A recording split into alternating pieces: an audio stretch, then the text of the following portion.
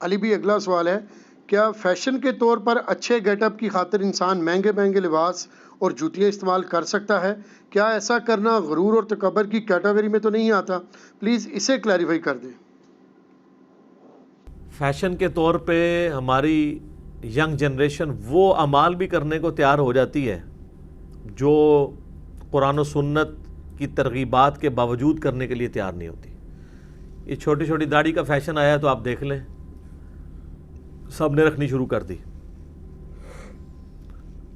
ٹخنوں سے اوپر پانچے رکھنے کا رواج آیا تو عورتوں نے ٹخنوں سے اوپر کر لیے۔ مردوں کے نہیں ہم کرا سک رہے، فیشن نے عورتوں کے پانچے بھی اوپر کروا دیے۔ یہ ہمارا کمٹمنٹ کا لیول ہے اللہ اور اس کے محبوب صلی اللہ علیہ وآلہ وسلم کے ساتھ، اور یہ ہمارا کمٹمنٹ کا لیول ہے فیشن کے ساتھ۔ فیشن کو اسلام میں کنڈیم نہیں کیا گیا، لیکن ایسا فیشن نہیں ہونا چاہیے جو کتاب و سنت کی تعلیمات کے خلاف ہو جائے، بلکہ اسلام پسند کرتا ہے اس چیز کو۔ صحیح مسلم میں ایک حدیث ہے، نبی صلی اللہ علیہ وآلہ وسلم نے فرمایا جس کے دل میں رائی کے دانے کے برابر بھی تکبر ہوا، غرور ہوا، وہ جنت میں نہیں جائے گا۔ تو صحابہ نے کہا یا رسول اللہ، بعض اوقات انسان کی خواہش ہوتی ہے کہ اس کے کپڑے اچھے ہوں، اس کی جوتیاں اچھی ہوں، تو کیا یہ بھی تکبر ہے؟ یعنی بن ٹھن کے رہنا؟ تو آپ علیہ السلام فرمایا اللہ بھی خوبصورت ہے اور خوبصورتی کو پسند فرماتا ہے۔ تکبر یہ نہیں ہے کہ تم اچھا لباس پہنو یا اچھی جوتیاں استعمال کرو، بلکہ تکبر یہ ہے کہ تم حق بات سے اناد کر دو، پیٹ کر دو حق بات کو، اور دوسرے لوگوں کو حقیر جانو۔ سب سے بڑا تکبر کیا ہے؟ کسی کو حق بات پتہ چلی، اب وہ اس پہ عمل نہیں کر رہا۔ اکڑ ہے نا۔ قرآن میں آیا ایاک نعبد و ایاک نستعین، اور لوگوں کو کہا جا رہا ہے کہ بابوں کو مت پکارو، اللہ کو پکارو۔ وہ کہتے ہیں ہمارے بزرگ پاگل تھے جو یہ کرتے ہیں۔ تو قرآن کے مقابلے پہ بزرگ بابوں کی بات کو ماننا یہ تکبر ہے۔ کس کے ساتھ؟ اللہ کے ساتھ، کیونکہ اللہ حکم دے رہا ہے، آپ پکڑے ہوئے ہیں کہ میں نے نہیں بات ماننی۔ بخاری مسلم سے نماز کا طریقہ دکھا دیا، رکوع میں جاتے وقت اٹھتے وقت رفع الیدین، اب آپ اکڑے ہوئے ہیں، کتاب و سنت کو پیٹ کر رہے ہیں۔ یہ ہے تکبر، اور دوسروں کو حقیر سمجھنا۔ آپ اچھا لباس پہنے، کوئی حرج نہیں، لیکن اس کی بنیاد پہ کسی سے نفرت کرنا، کسی کو بری نظر سے دیکھنا، اس سے کراہت کھانا، یہ منع ہے۔ اور اللہ نے دیکھیں آپ کا کیسا غرور توڑا ہے۔ صحیح بخاری میں 725 نمبر حدیث ہے کہ نبی علیہ السلام جب صف سیدھی کرواتے تو صحابہ کہتے ہیں کہ آپ علیہ السلام ہمیں حکم دیتے کہ پاؤں سے پاؤں ملا لو، تو ہم پاؤں جوڑ دیتے ایک دوسرے کے ساتھ۔ یلزقو کے الفاظ ہیں، سیدھ نہیں، صرف ٹچ کرتے ہیں۔ آپ اس کو امیجن کریں گے غیر مسلم ملکوں میں جا کے، جہاں پہ دنیا جہان کے مسلمان آئے ہوتے ہیں، یا حج عمرے کے موقع پر بھی، کہ ایک کالے پاؤں والے کے ساتھ ایک سفید پاؤں والا کھڑا ہوا ہے اور اس کو پاؤں جوڑنا بھی پڑ جائے تو آپ اللہ کے لیے جوڑ رہے ہوتے ہیں۔ ایک امیر کا غریب سے پاؤں جوڑنا اللہ کے لیے جوڑ رہا ہوتا ہے۔ اللہ نے غرور توڑا ہے نا انسان کا۔ تو کسی اور کو حقیر نہیں جاننا، آپ نے خود فیشن کرنا کریں، کوئی حرج نہیں، مہنگا لباس بھی پہنے، فضول خرچی نہ کریں۔ ابو داؤد میں حدیث ہے، مسند امام احمد میں حدیث ہے، نبی علیہ السلام کے سامنے ایک بندہ آیا جس کے بال بکھرے تھے۔ آپ فرمایا اس کو کوئی چیز نہیں ملی جسے بال سیدھے کر لیتا؟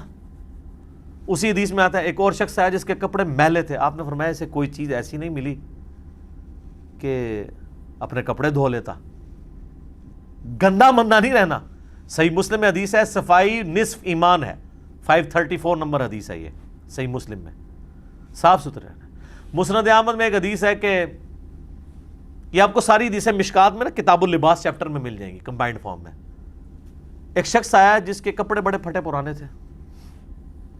آپ نے السلام فرمایا کہ بھئی تیرا کیا مالی سٹیٹس ہے؟ اس نے کہا جی میرے پاس اتنی بھیڑ بکری ہیں، یہ سب کچھ، پتہ چلا امیر آدمی تھا۔ تو آپ نے فرمایا کہ اللہ تعالیٰ اگر کسی کو نعمتوں سے نوازے نا تو اللہ تعالیٰ اس چیز کو پسند فرماتا ہے کہ اس کی نعمتوں کا اثر اس بندے پہ دکھائی دے۔ یعنی تیرا سٹیٹس یہ ہے اور تو جو ہے وہ جس کو آج کی لینگویج میں کہ گھگڑا بن کے پھر رہا ہے، یہ تو نہیں ہونا چاہیے۔ گندے کپڑے، پھٹے پرانے کپڑے پہننا یہ اسلام میں ناپسندیدہ ہے، لیکن اللہ کی خاطر عاجزی اختیار کرتے ہوئے مہنگے لباس کو چھوڑ دینا یہ اللہ کو پسندیدہ ہے. مہنگے لباس کو، گندے مندے کپڑوں کی میں بات نہیں کر رہا، پھٹے پرانوں کی.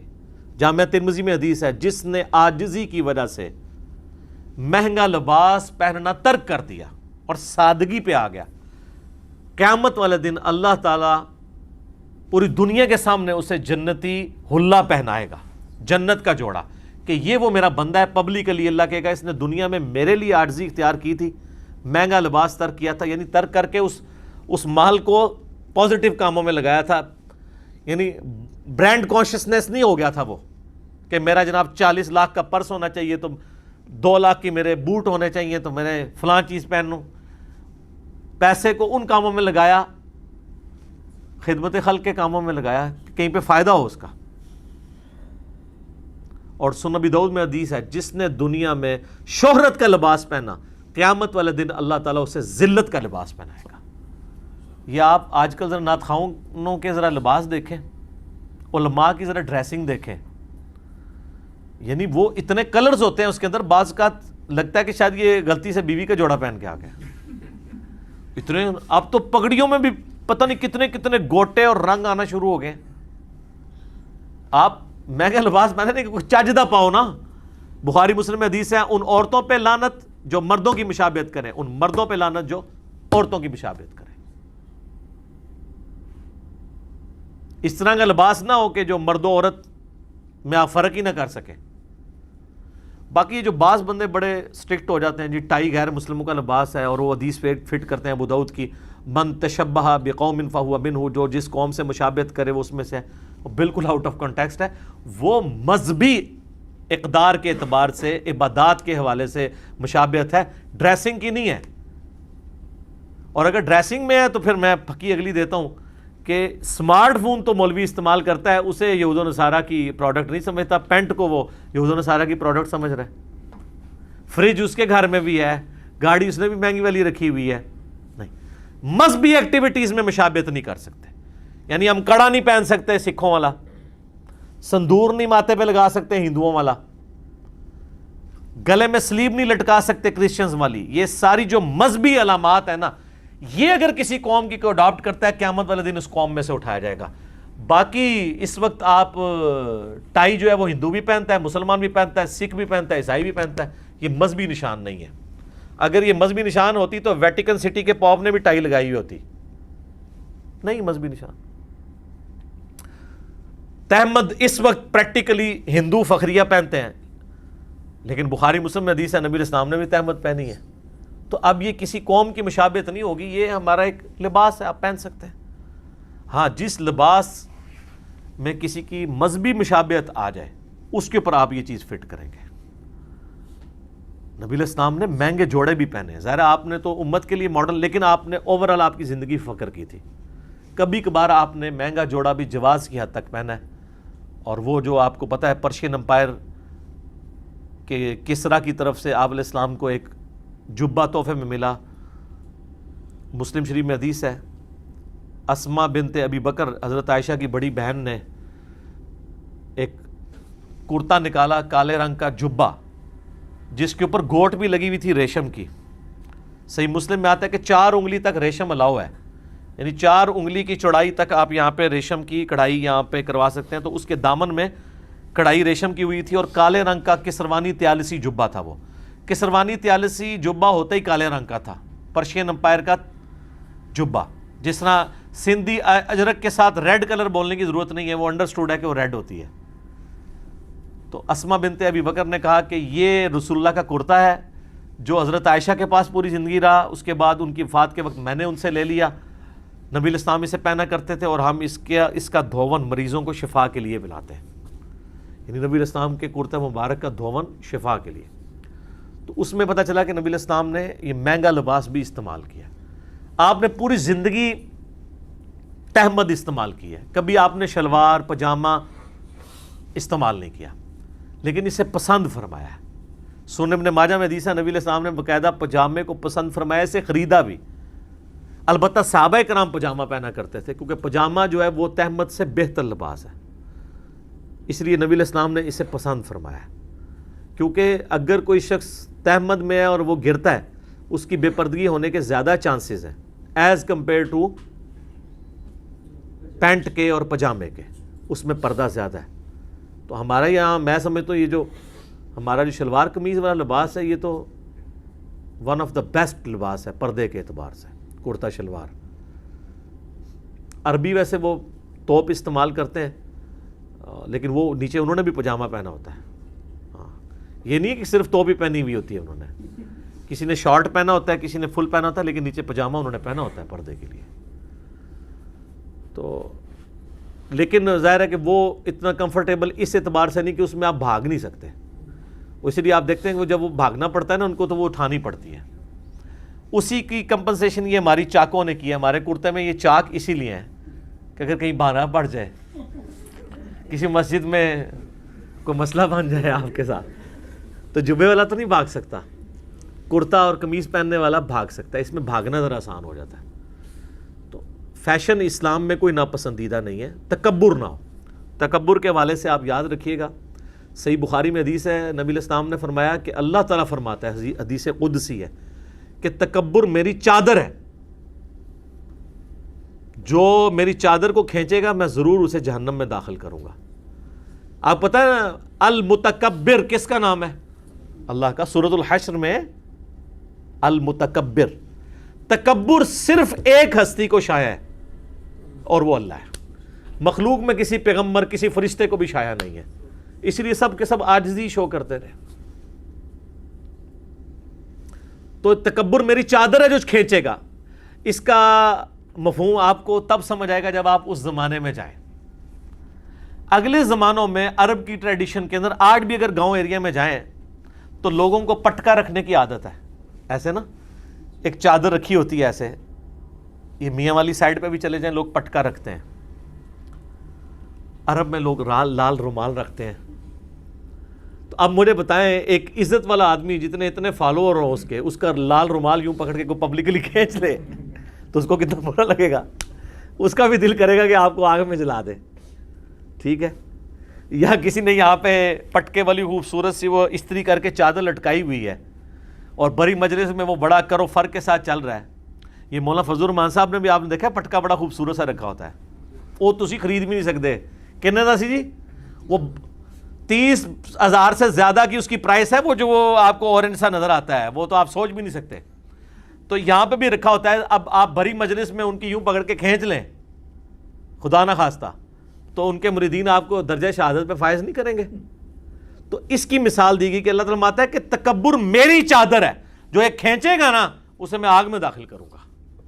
اب آپ کو اس کی انٹیسٹی سمجھ آئی کہ اللہ تعالیٰ اپنے حوالے سے اسے اپنی گستاخی سمجھتا ہے کہ کوئی انسان ہو کے تکبر کرے. انسان کو کیا شایع ہے؟ وہ انسان جو 2 دفعہ شرمگاہ سے نکلا ہے اور ہر وقت اپنے پیٹ میں پخانے کا بوجھ اٹھائی پھرتا ہے اور مرنے کے بعد اس نے گل سڑ کے ہڈیاں بن جانا ہے اور ایک بے قدر پانی سے وہ پیدا ہوا ہے، اس کو شایع ہے کہ وہ تکبر کرے. کئی ایک تابعین کے بارے میں یہ واقعہ مشہور ہے. طاؤس تابعی کے بارے میں آتا ہے، حجاج ابن یوسف گزر رہا تھا تو طاؤس تابعی راستے میں تھے، وہ اپنے بیچارے چل رہے تھے. درویش حضرت عبداللہ ابن عباس کے شاگرد ہیں.